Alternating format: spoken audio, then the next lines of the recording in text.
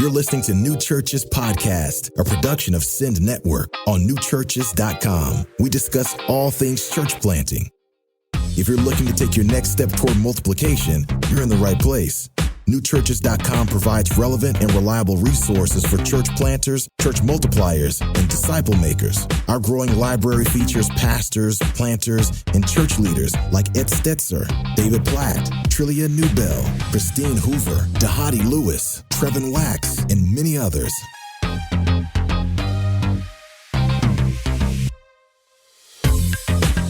Welcome to another episode of the New Churches Podcast. My name is Noah Oldham, and I'm here in the studio with President of Send Network, Vance Pitman. Vance, good to see you, sir. Noah, good to see you. It's one of those days in Atlanta when there are tornado watches and weather and all kind of stuff going on. So it's good to be indoors today recording podcasts. So great to be here with you, man. Yeah, man. Hey, and today we are discussing theological training for women in the church. Vance, just very specifically, why are you excited for today's episode? Well, I'm excited and passionate about today's episode primarily for two reasons. I could honestly fill the episode talking about why I'm excited about this, but really two reasons. Number one, women make up 50% of the missional force of God's kingdom activity locally and globally. Anytime we can highlight and emphasize the role of women in the mission of God, we are talking about unleashing unbelievable potential in the body of Christ. So I am super excited to talk about this for that reason. But the second reason that I'm really excited to talk about this is our guest today that you're about to introduce. Nobody speaks with greater authority and authenticity on this subject and to this demographic in our generation more than our guest today. So I am super excited for you to introduce our guest. So Noah, take off. Yeah, today we have joining us on this episode none other than Jen Wilkin.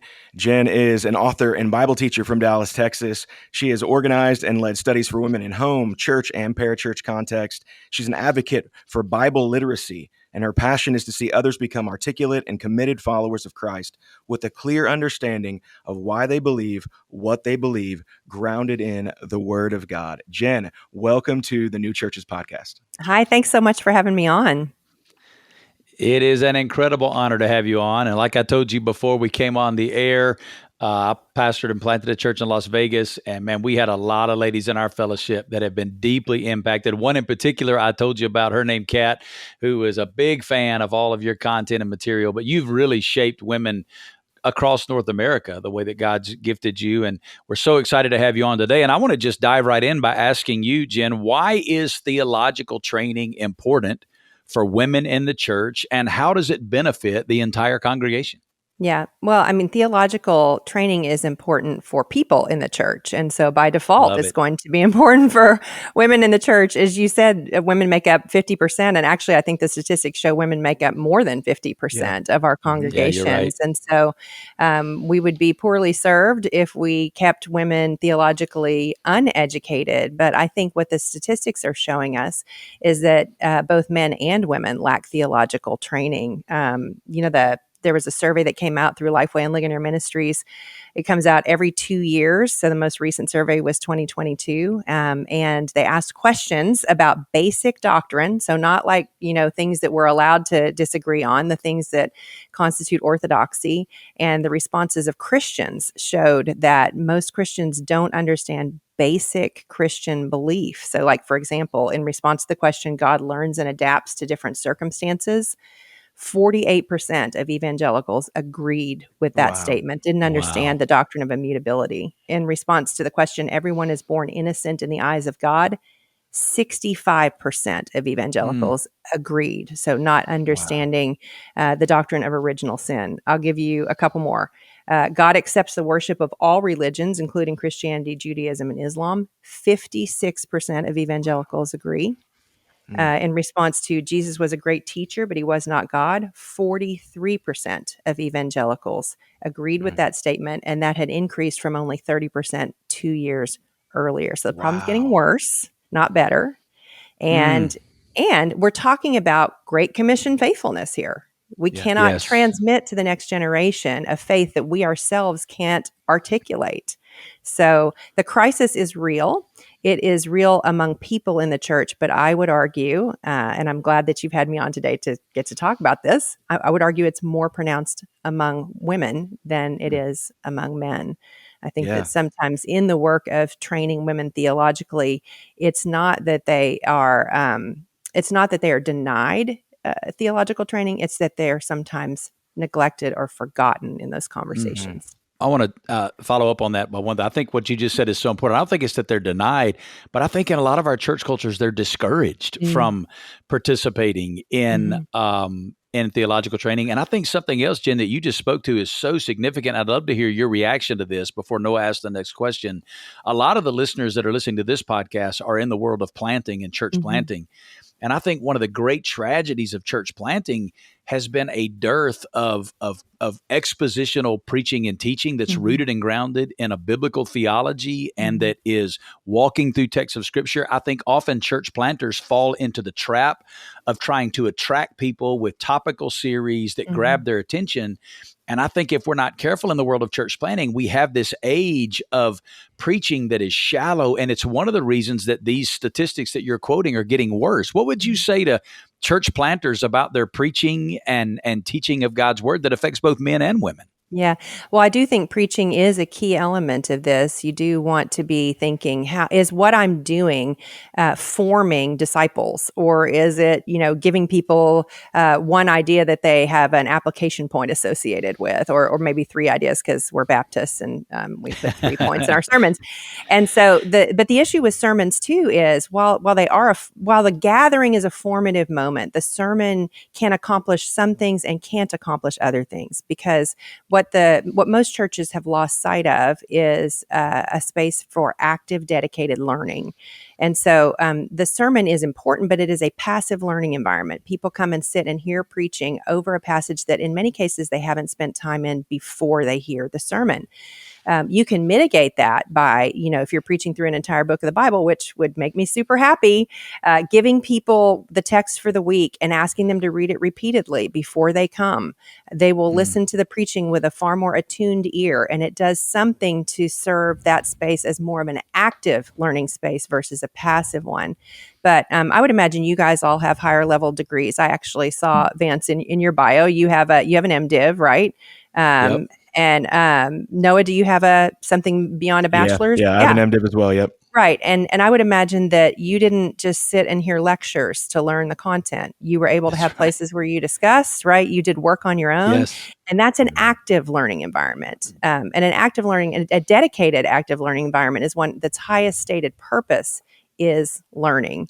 And so when we think about theological education, the way that it happened for you guys, I would imagine in a seminary setting, you had a small group element, you had an element where you did work on your own, and you also sat in a teaching space, which was probably dialogic. You were probably able to talk back and forth with the person who was articulating these key ideas. And these are the spaces that in many cases we're missing in the local church, and with a more pronounced degree, we're missing them in all female spaces. Those kinds of spaces are beyond the conception of many women's ministries, and also often of many pastors who are leading churches. I hope every pastor and church planter heard what she just said, that the moment of preaching weekly should not simply be a passive learning environment, but it should be an active learning environment. And you should create ways and means in your fellowship that allows that moment of preaching to be an active learning environment. That is a golden nugget takeaway from this episode already. Noah, what's the next question? Yeah. So we kind of began to venture here a little bit. So what are some of the common misconceptions or barriers that women do face when pursuing theological education or just simply theological training in the local church context? Well, first of all, it may not exist. So, you need to have a pastoral view on this. You need to have pastors or a pastor who says this really matters in the life of the church, and it matters for both men and women. And in order to be able to say that with conviction, that pastor is going to have to swat down some lurking misconceptions that can pop up the more theologically conservative your church is. And that would mean things like, if we train women theologically, first, they're going to want to be pastors and they're going to storm the pulpit. Or second, they're going to outpace their husbands in theological development. And then how can he be a leader in the home? So both of these assume something about women, and that's why we need to bring them up. One of the reasons that we don't often see women as candidates for theological education is because we think, well, I mean, in our tradition, they don't become pastors, so what would be the point? But I don't think, if you step back and think about that, nobody wants a church full of theologically illiterate followers, right? And we all should be moving. That's what it means to be a disciple, is to be able to teach others to observe all that Jesus commanded. And we can't teach what we haven't learned.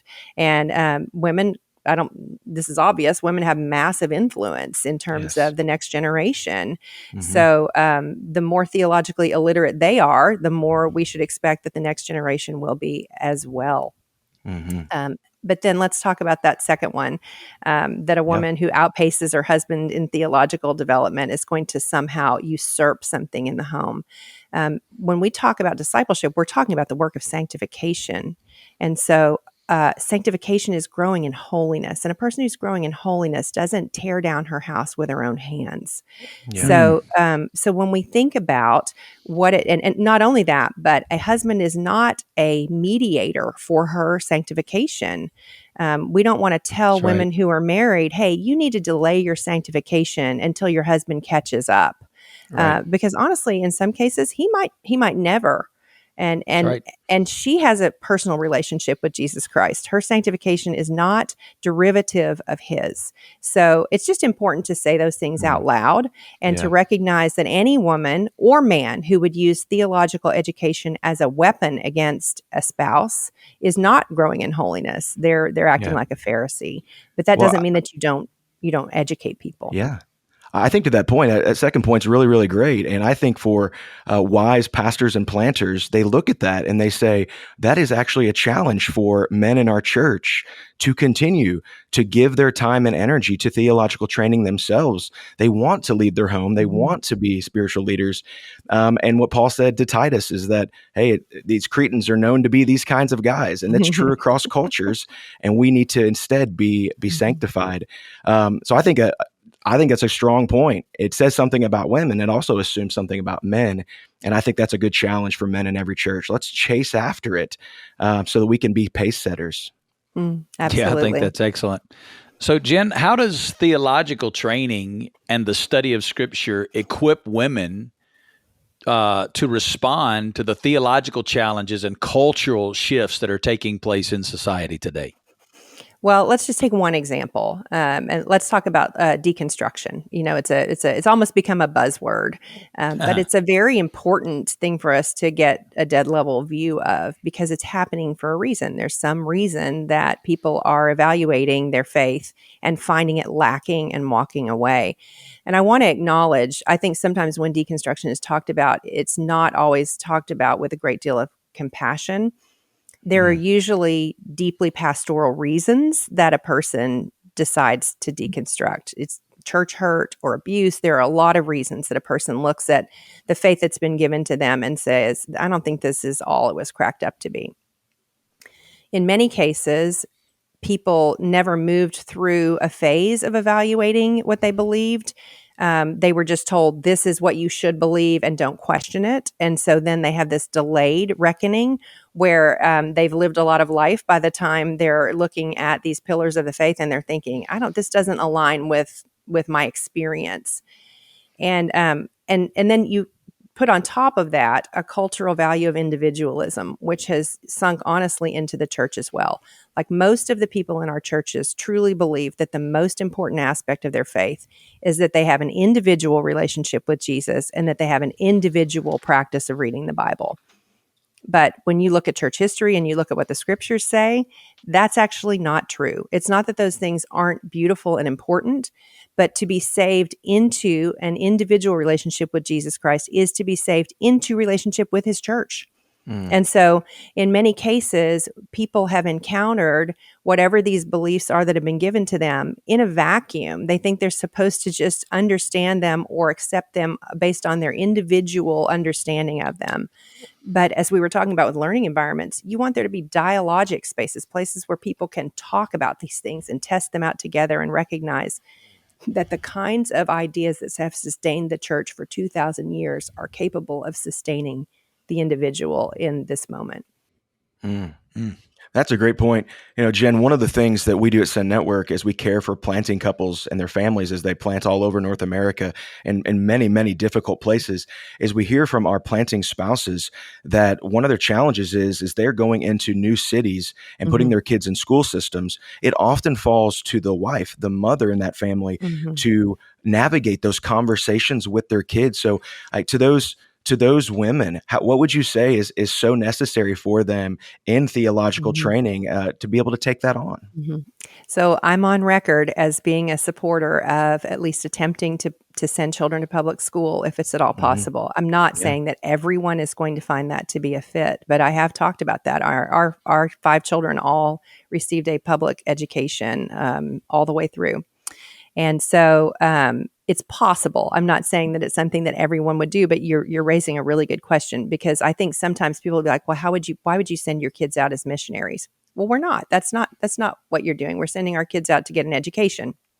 And assuming that the education is available in your public school, then the spiritual formation piece, as it always has been, falls to mom and dad.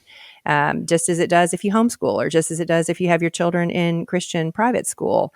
And so if you have that in view, then it means, wow, I know that my kids are going to come home. I don't have to wonder, are they going to come home today having heard things that are different than what they're going to hear in our home? And you create a climate of conversation in the home where anything can be discussed, where you are not going to have a shocked expression on your face, and where you help train your children into seeing people with different beliefs as people, not as categories. And so these become very human conversations. So someone who is, let's say in middle school, there's a kid who is exploring the idea of transgenderism. Most parents find this to be an absolute panic moment. Like, I got to get my kid away from that kid because that's a contagious idea. And I'm not saying that those aren't contagious ideas, but the way that contagious ideas are inoculated against is by saying, hey, is that a person? Like, that's do you know that person? Yeah. Do you they're pretty nice. Yeah. That's a human being made in the image of God. What does it look like to be loving toward this person, even though we hold views that are very different from what this person's family holds? Those are theological conversations. That's about image bearing. And so I think in most cases, parents fear those conversations because they're sensing what we're seeing in the survey results that I mentioned. They haven't been trained into these basic beliefs of the Christian faith. They don't understand how these beliefs connect to everyday life. So just something to consider. And for the haters listening, I did not say everyone send your kids to public school. Just one more time. I've already tweeted that, Jen. Sorry, it's already out there. Listen, get in line. No, I'm kidding. But I totally agree with you in the principle of what you're saying. Like, a lot of people questioned my wife and I when we relocated to Las Vegas 24 years ago to be about planting a church, because our kids were 7, 5, and 3 years old at the time. Yeah. And like growing up in the Bible Belt where I did, Las Vegas was one of those cities, like, people don't think it is hell, but they think it's really close. Like, you can smell hell from there. It's like real close. So the thought of moving your kids to Vegas, people were like, have you lost your mind? And here's what's been incredible. So we had our 3 kids when we moved there. We had a 4th child there and raised them all. And being raised in the Las Vegas environment, my kids were exposed to everything the enemy has to offer. But because at home we were doing the discipling, we didn't expect government, school, society to disciple our kids. Right. Where I grew up in Alabama with curiosity about stuff I'd heard about but never seen, my kids grew up seeing it all. Yeah. And because they were discipled, now my children are all adults, married with their own kids, and they're all following Jesus and leveraging their life for the sake of the mission. And they were exposed. It's not about sheltering our children from those things. It's about pouring into our children in the midst of those things and teaching them as Christ followers to pursue Christ in the midst of all of that and live out something different. So I so appreciate what you shared on that point. Mm-hmm. Well, and we want parents to be able to say to kids, if a kid has a question they don't know the answer to be able to go, yeah, I don't actually know either. Let's find out together. That's But it. then to know where to go, right? And to be able That's to, it. but when you think about how we've talked about theological education happening in the local church as a dialogic, as a conversational space, well, that's exactly what we want for children to have in the home. It's not God said it, I believe it, that settles it. It's let's have a conversation about it. And then my more mature faith can be an example to you and an encouragement to you that I believe that these things are true and I have tested them over years and you can too. And not just me, but actually 2,000 years worth of Christians have also done the same thing. And it goes back even further. Go all the way back to Deuteronomy. Yeah. When he was teaching them, the Israelites, how to teach their children. When you sit in your house, when you walk by the way, when you lie down, when you rise up. What were those? Those were times of day when you're spending time together and you're able in those moments to have these It's not just taking them to church. It's in the everyday rhythms of life, creating conversation moments that become incredible teaching moments. So profound, Jen. Thanks for sharing that. Yeah. Hey, so one of the big things we see in the book of Ephesians is God is giving gifts to the church, these leaders to equip the saints for the work of ministry. So let's talk about the work of ministry. How can women with theological training contribute to the discipleship ministries of the church? Man, I would say, how can't they? I mean, if you think about what Vance just said, he referenced Deuteronomy 6, and it talks about fathers and mothers training their children into the faith. And you think about the fifth commandment. Says that we're to show honor to fathers and mothers. And we take that in a literal sense, as we should. The fifth commandment is actually given to adults, not to young children. Like we quote it to, small children, but it's basically saying, hey, adult children, honor those who are your superiors in age and experience.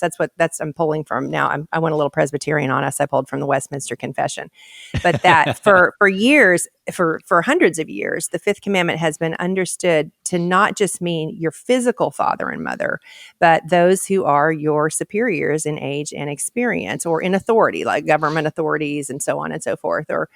And so then we transpose this onto Jesus' words in Luke when his physical family, his biological family, so to speak, comes looking for him. And he says, who are my mother and brothers and sisters?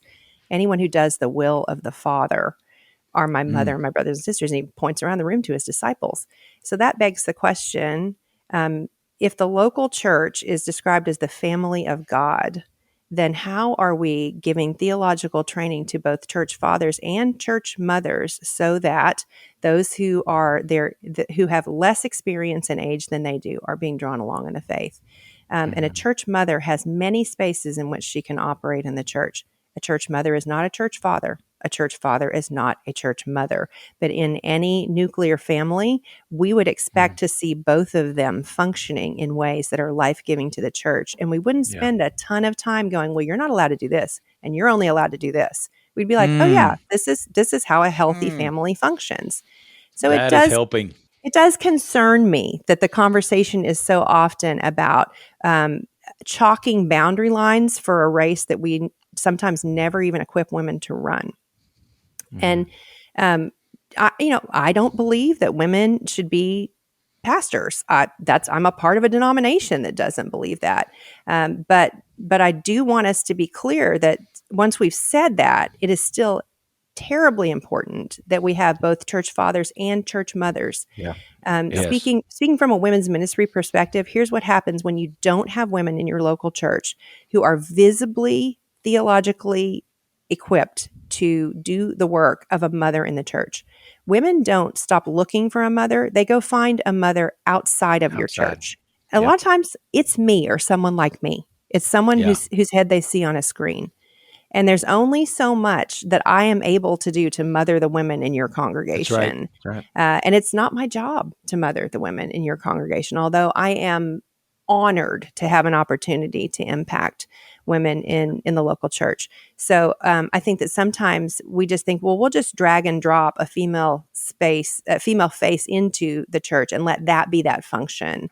Women need an embodied spiritual mother. So and, good. And so do younger men. In the same You're right. way that sons in the home need their mother, and daughters in the home need their father, right? And I think that's another concern that I would have, is that there's a disconnect sometimes between the pastor interacting with the women of the church. If they're viewed as a daughter, that puts some pretty clear definitions on the way and shape of your interactions with them. And it means that it will be born out of a deep affection, not out of a sense of distrust, or is she here to take, or is she, is there some motive she has that is impure? When you see her as a daughter, that's very different. So I think I took your question a different direction. No, it's so good. Was there any? No, very good. No, it's very good. Very good. So let's finish on this one. How would you encourage, and how can church leaders and pastors encourage and support women in their congregations to engage in theological studies? So some church planners, pastors listening to this today, and they're like, man, I want to open these doors for the women in our fellowship. How would you encourage them to do that? If you already have places where you are doing this with the men in your congregation, think about including the women in the existing space. And if you do that, I just want to say, because of the way that group dynamics can play out when you introduce a mixed gender setting like that, be aware that the women are going to be hesitant to enter into dialogue at the same level as the men. I don't mean like the intellectual level. I mean that women are hesitant because there are narratives about a woman who is interested in theological things. And so because of the social, potential social stigma around being a woman who's interested in these things, they may not be joining the conversation at the same rate as the men. And you may need to coach the men and the women on how this group is going to take place. This is a family discussion between brothers and sisters. So, we want this to be a good dialogue. And then you can also have all female spaces where this happens. And I think women are hesitant to raise their hands and say, "Hey, can I have access to this?" And they need permission from those who are in leadership, and then they need access. They need to be invited in, and in most cases, like I'll have pastors say to me, "Well, I know how to do this with the men in my church, but I'm not really sure how to do it with the women." And I'm like, what on earth is it that's happening when you meet with the men that would be inappropriate? Are you going on like campouts all weekend? Can't it just happen in a class? Isn't there a neutral living room where this can happen? And so I just think a lot of times the pastor may lack a creative imagination around this. And it's not his fault. He's been told a lot of things, scary things about these kinds of spaces. And again, when we start to look at this as a perspective of love instead of fear, it changes the way that we think about these, and also as of absolute necessity for passing along the good deposit. So good. Jen, thank you so much for this episode. Just full of gold, full of so much helpful, practical tools for training women in theology. And thank the rest of you for listening to the New Churches podcast today. Until next time, may we all be like Mary, sitting and learning at the feet of Jesus. We will see you next time. You've been listening to the New Churches podcast, brought to you by Send Network. If you like what you heard, take a few minutes to rate and review us, or share this episode with a friend. It's the best way to show your support. To find more reliable resources to start your new church well, visit newchurches.com.